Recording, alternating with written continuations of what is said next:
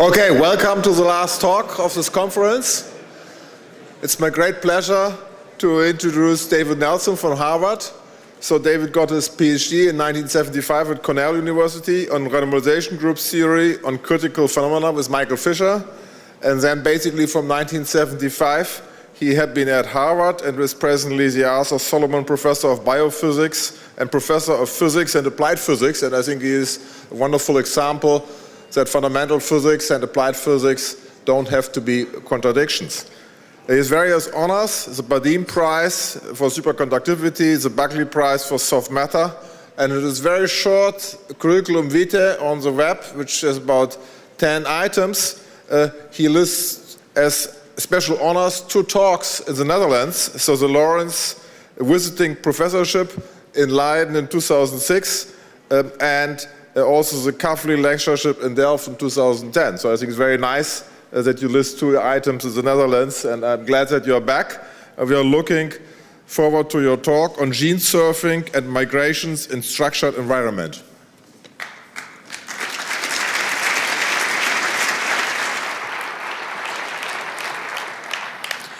Well, it's a great pleasure to be back in the Netherlands. I first came in 1974, I think. I was a student in a wonderful summer school on fundamental problems in statistical mechanics in Wageningen.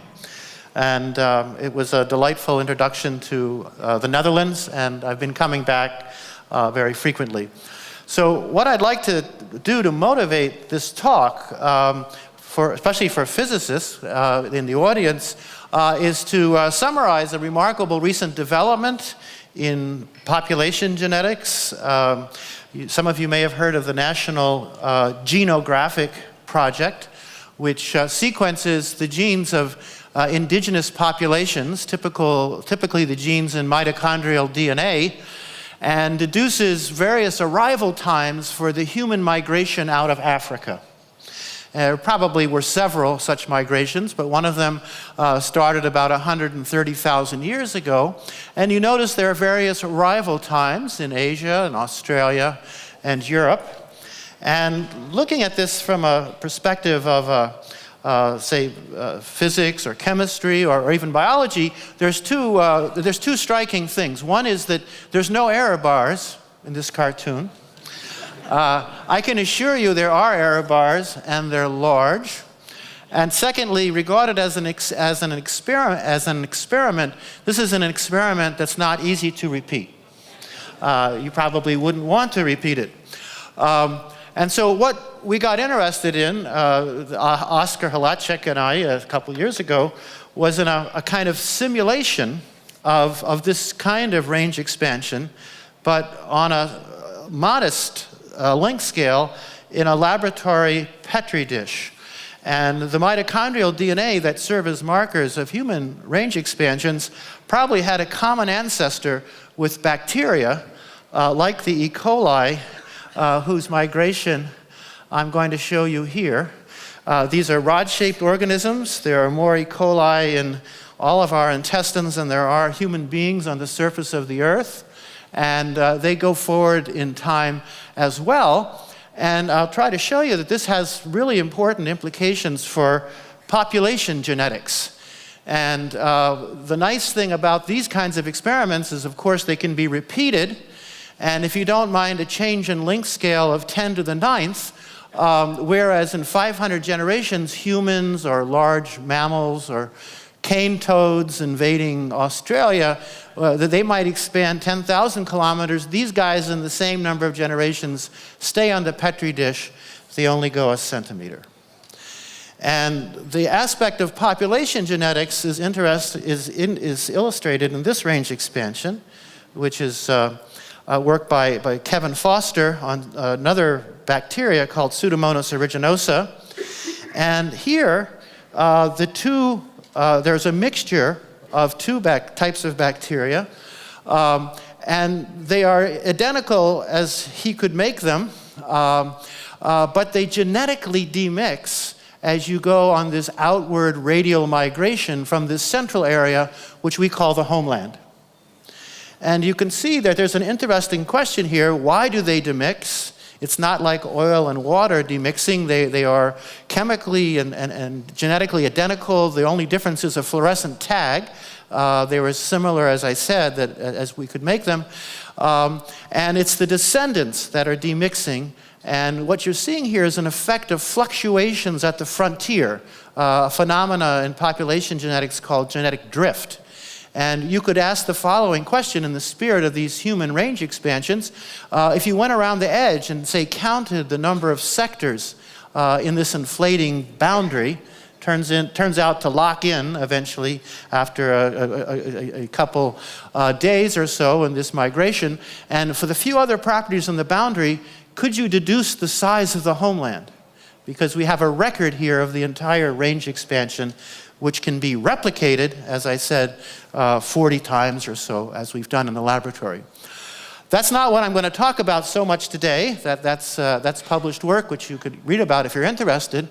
I'm going to talk about a variant of these range expansions, which is range expansions in structured environments. So we're going to be looking at populations with frontiers, just like we saw there, because of course our world is not a featureless landscape, and various geographical features can influence biology and population genetics. So here's a famous example of these salamanders migrating from north to south in California.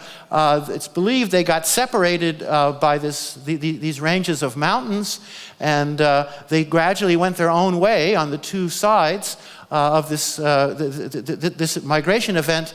And finally, when they came back together, they could no longer mate. They were two distinct species, which illustrates how geography can affect what's going on. So I want to talk about how range expansions in an inhomogeneous environment influence the kind of genetic diversity that we saw in those bacteria. And we'll see that will eventually be led to some simplified models of spatial structure, migration around obstacles that we think of as lakes or deserts, or they could be mountain ranges. And since I'm in the Netherlands, I will use Huygens Principle to analyze these range expansions in I hope, in an interesting way. So, and then we'll also talk about population genetics. So that's where we're headed. And these are my collaborators, an amazingly energetic postdoc who used to be a theoretical physicist. He now does both theory, simulation, and also experiment. And my colleague in molecular and cellular biology, a very imaginative colleague named Andrew Murray. Okay, so first I want to discuss what we call it the elephant in the room. The elephant in the room here has to do with the nature of physics and biology. Here I was trained as a theoretical physicist, as you heard, with Michael Fisher at Cornell, and I'm giving a talk that basically is heavily biological. And there's actually an anecdote when the human genome was sequenced, or the first draft was announced at a press conference. Of course, Bill Clinton was there, our president at the time, and he had an exchange with his science advisor, who was a physicist. And he said, okay, you physicists have had your century. This was the year 2000. What are you going to do next? And I personally don't believe that. And if you start talking about centuries, you can say, well, when did the chemists have their century and so forth? And I looked on the internet, and there is a quote that says, if in scientific terms the 20th century has been the century of physics, then the 21st will surely be the century of biology. Who do you think actually made that quote? Anybody have a suggestion? It wasn't Bill Clinton, it was Hillary. In her book, It Takes a Village. Now, why she put that in there when she's talking about how lessons children teach us, I don't know. But we could also ask, is this really true? Now, could I have a show of hands? How many in this audience have ever used the Google Ngram viewer? Anybody played around with that? There's a couple people.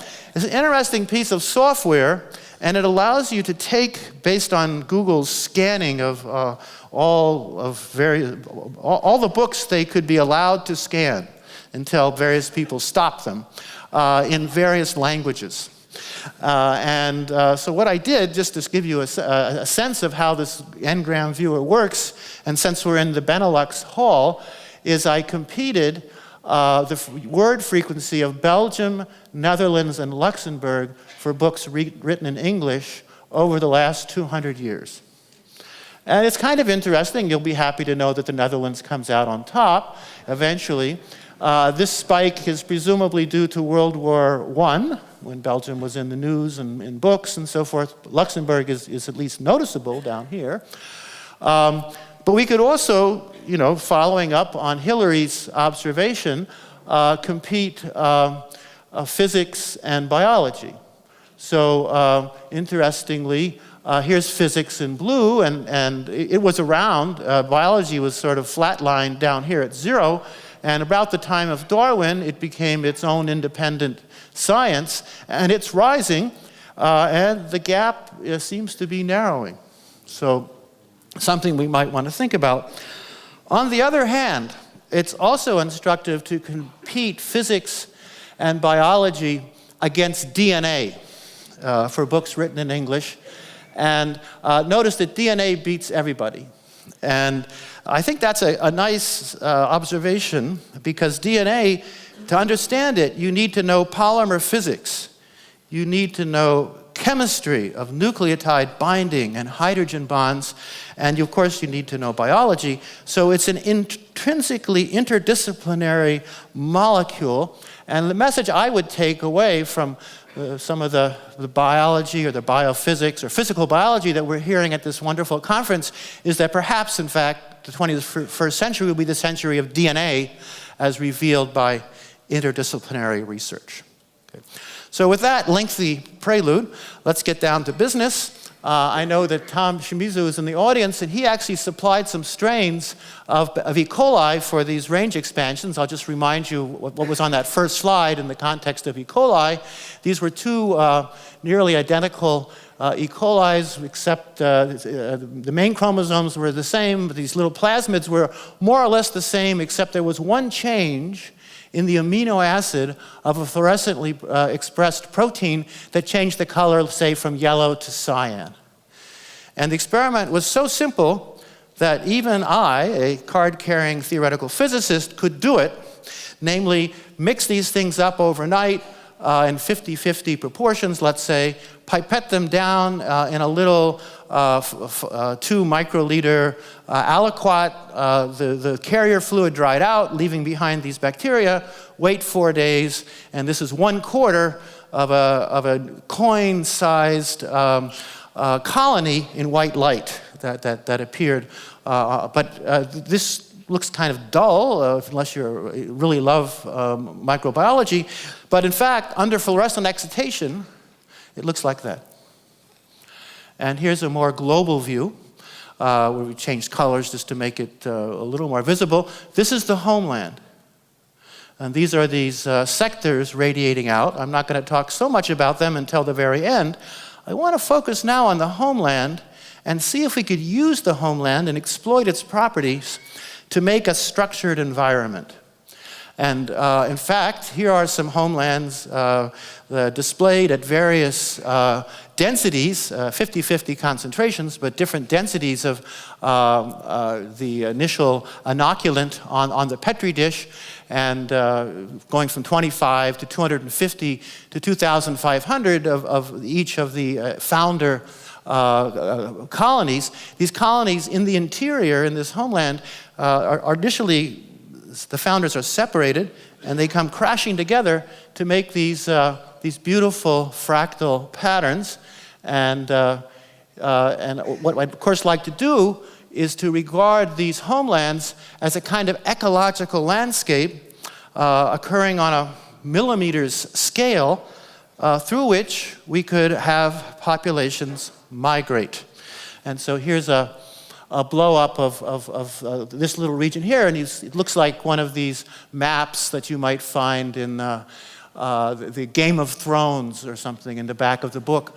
And you can imagine that these are inlets and these are land masses, and ask what would it be like to live on such a complicated set of estuaries and fjords.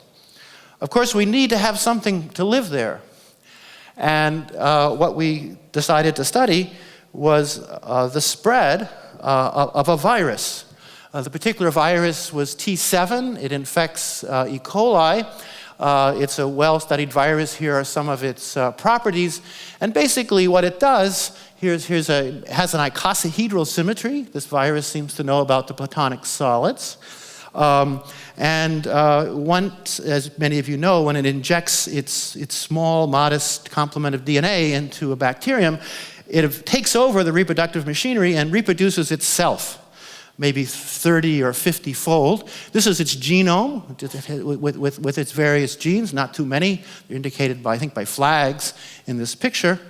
And here is a picture. It's a different virus, but this, if you don't like getting bitten by mosquitoes in dense forests and so forth, think of this poor bacterium being attacked, so to speak, by all these viruses, trying to use their sort of hypodermic needle-like projections to get the DNA inside.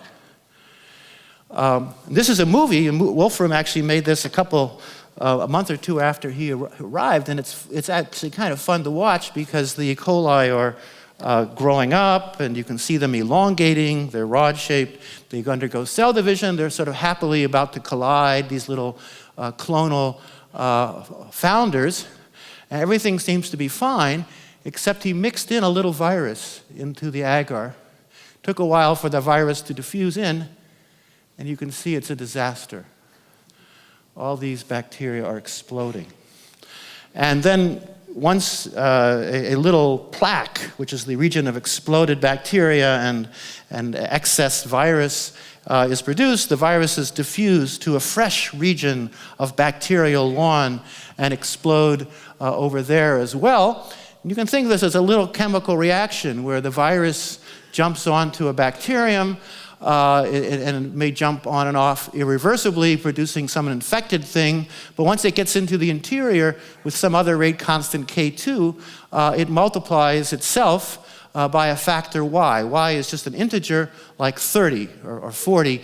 It's the proliferative power of these viruses. And this is T7, a well-studied example. Yin and McGaskill studied these objects as kind of population waves, and what happens is you end up with a concentration of viruses which obeys a piece of this equation that looks like a diffusion, just ordinary diffusion. This is the diffusion constant of the virus in some bacterial lawn as it meanders around, exploding things, reproducing itself at a rate A. And K is just the carrying capacity here. And so the question is, I don't know how many of you have encountered this parabolic but nonlinear differential equation before. Not many physicists have usually run across it, but it has wonderful properties that I'll show you. If you want to know about the properties, one way is to read a beautiful review article by Wim van Saarloos, now director of the FOM. However, this does have almost 200 pages. It's extremely methodical and thorough. Or you could look at the next slide. Whoops. Let me go back here. Next slide is not here. Here it is. Okay, so let's take a look at this next slide. This is population waves for dummies. So here's the idea, parabolic differential equation in one dimension. Over short times, it just rises up. Let me go back here to here. Rises up exponentially at the origin, spreads out like the square root of time. That's the result of the linear term and this diffusive term. So that's pretty standard. But remarkably, once this nonlinear term gets into play, when it reaches the carrying capacity over some region in this one-dimensional illustration, this wave equation, this becomes wave-like. There's actually a propagating front velocity. It's not a soliton per se, but it has a velocity, and the velocity depends in this way on the diffusion constant and the growth, and there's also a well-defined interface width. So it's not the conventional wave of crests and troughs, as we're familiar with in linear wave mechanics. It's a nonlinear phenomena, but it still has a constant wave velocity. And you can actually model these viral plaques by something precisely like this. And so here we have an example of infection in the homeland of this, by this virus. Several actually are going to take off here. So I inoculate, and you can see the time scale is hours, I think, in the inset. This is what's going on. And I also notice that there's refraction. That is, there's circular waves that are propagating out, these Fisher waves. But eventually, the waves on the edge start to go faster. So look up here. There's an inhomogeneous wave speed. Here it's approximately a flat front, but you'll see it start curving around. And so we seem to have a viral analog of refraction. Why would a wave want to do that? One of these population waves. Here's another example, and this is now getting to our structured environment, where Wolfram took a homeland with yellow and red organisms. They haven't quite grown together. That's why you see these black gaps. And now he introduced a virus. This is not shown to scale. On the right side there, around 3 o'clock, and there it goes. Okay, notice it's preferentially attacking the yellow susceptible strain, but it's sort of avoiding, at least initially, the resistant strain of this bacterial lawn. This virus, however, can mutate so fast, it eventually will attack the red as well. So this is a kind of model of epidemiology where you can do replicates, 40 replicates on a Petri dish, and try to study what's going on with these population waves in inhomogeneous structured environments. So you can see it eventually attacks the red, but preferentially, at least initially, goes toward the yellow. And there's a lot of interesting science here. It's related to percolation, related to waves in inhomogeneous media. There's a great tradition in the Netherlands of studying anomalous backscattering of light and through inhomogeneous, random, frozen dielectric landscapes with spatially dependent dielectric constants. This is something similar, but with a very different kind of wave. So that's what I want to talk about. And what we eventually decided to do was to first simplify the problem by printing our own bacterial lawns. And so what Wolfram realized was that he could take an ordinary inkjet printer like this one. Its original purpose in life was to print labels on CDs, and then persuade it to print bacteria of different shapes and colors. And so here's the E in E. coli, and you can see it's preferentially, the yellow part of this E in E. coli is being chewed up, turned into plaque, which is just exploded cells and the virus that came with it. And we first thought we would look at what happens when these obstacles, you could regard them as lakes and deserts in an ecological context, would confront a wave of viral plaque spreading. So that's the idea. And so first thing we looked at was a diamond. And what's shown down here at the bottom is a piece of virus-soaked filter paper, which allows us to launch a linear wave when you lay it down on this Petri dish. So it's a lawn of yellow susceptible bacteria and orange resistant bacteria. And now let's watch this go around. Notice there's an incipient cusp that seems to form on the far side of the diamond. So that's one of the interesting phenomena that we'd like to understand. And it turns out that for us anyway, the way to do it is to think in a kind of inspiration from Christian Huygens. Okay, so you know more about his work, I'm sure, than I do, but he's famous in all levels of education and science in the United States. Not quite so famous as Fermat, but he also had nice, interesting ideas. And so I'd like to ask, in the context of these population waves, what can we learn from these gentlemen, other than the fact that the French flag is the Dutch flag rotated by 90 degrees. Well, here's Huygens' principle, and he thought of these little wavelets, and he superimposed them and got beautiful diffraction and refraction, so I'll talk about refraction here. And we could regard these as individual founder clonal bacteria or virus plaques all along this line going into a different medium with a different velocity. And if you do this nice superposition a la Huygens, then you in fact get a bending, a refraction, as you would a la Fermat, who formulated a principle of least time. And we'll see how that comes into play in a minute. But the formal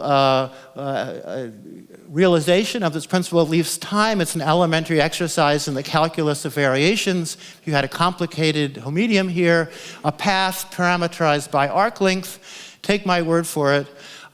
This equation down here, where I have a position-dependent velocity, describes the principle of least time. And the question is, does that work for these nonlinear wave equations? I'm not saying there's interference. That would involve crests and troughs. These are not crests and troughs. These are like a soliton or a wave front coming by, but maybe a similar principle could be applied. And if I have a diamond, we could implement Huygens and Fermat by saying, okay, here's a little virus or an infected cell right at the front. So here's a front that's going to be sweeping by this diamond of size L. And we can ask this person the following hypothetical question, not person, but cell or virus. Where did your ancestors come from? And clearly, the ancestors that were most likely to get there first, as summarized up here, it's survival of the fastest. And so the ancestor probably came from here. On the other hand, on this little point on the front, this emerging front whose shape we're trying to calculate, presumably there's another shortest path, and it's coming up straight here, and then it's bending somewhere on the arc of this circle. Okay, so that's the idea, and notice it leads naturally to a cusp at the tip of the diamond. Now, we have to be a little careful, but we can go through. This is a little calculation I did of the shape of the cusp downstream of the diamond. This is the angle, the opening angle of the cusp, and it gradually flattens, and it starts off for a diamond like a 90-degree cusp, and then it gradually flattens to 0, like 1 over time. So it's not exponential, it's pretty slow. So that's one interesting observation. This is like geometrical optics. Geometrical optics works when the scale of the variation or the objects that you're refracting around are large compared to the wavelength of light, for example. Here, the requirement is that the object be large compared to the width of that Fisher wave, the frontier width of it that I was talking about earlier. However, I want to mention, this will come in at the very end, we have to be careful. Huygens Fermat neglects the discreteness of viruses and cells. And it's a reasonable first approximation, but the idea is that here's a simple computer simulation of an infected cell giving rise to another infected cell and so forth. And in this simple lattice context, you could program this on your laptop yourself. You can actually look at what happens when you go by a diamond, and you can see here now the lineages, the actual lineages of who begat whom or who destroyed whom coming up here. So imagine this is a viral lineage, for example. Here's the cusp, but you can see that the front is rough. That's one difference. That's an important difference. But also, the paths are not straight lines. They're wiggling. They're jiggling around due to a phenomena called genetic drift in population genetics. Here, there's no genetic differences that I'm tracking, but these patterns that look like the Nile River Delta and so forth are lineages that sort of are reminiscent of a kind of Feynman path integral approach to understanding complicated dynamical problems. And in general, you'd have to sum over paths, but there's certainly something very interesting, but vaguely reminiscent of Huygens and Fermat. Notice there's a curved path here, and except for these fluctuations, which are quite interesting, I think. It might be a good first cut at what's going on, just like geometrical optics is a good first cut for light phenomena, but although it neglects the wave nature and so forth. Okay, so we have our Fisher equation, and what we can do actually to sort of test Huygens and Fermat is to solve this Fisher equation with an obstacle. And what we do is we take the growth rate to be 0 inside the obstacle, although the viruses can still diffuse. And so here I have a diamond-shaped object. I don't know why we got obsessed with diamonds, but there's a cusp that heals. And if you think the diamond is special, over here is an ellipse, or I think it was originally a circle. And now there's again a cusp. And the cusp, we've checked numerically, it does seem in experiments to heal like 1 over time. And of course, understanding, as we think we now do, single obstacles, ultimately we want to look at multiple obstacles. So here's an interesting array of squares or diamonds. The purple here shows where the wave would have gone in the absence of the obstacles. So this is like a lattice of square, it's like the wind tree model of statistical mechanics. It's a lattice of lakes. And this is the front, if I can get this to work. This is where the front would have been in the absence of diamonds. This is where it actually is, and you can see it's slowing down. So there's an index of refraction that describes these complicated media, at least under some circumstances. Okay? On the other hand, if I move the squares a little further apart, as Wolfram did, now you can see that you get cusps, but the cusps heal, and the overall velocity is unchanged. And this is a big difference from wave phenomena where there would be backscattering and we would probably slow down a bit. Even on this expanded geometry. So we're still trying to track that down, but there at least under some circumstances can be a reduced velocity and hence bending and an index of refraction. Okay, so now I want to conclude by talking about population genetics.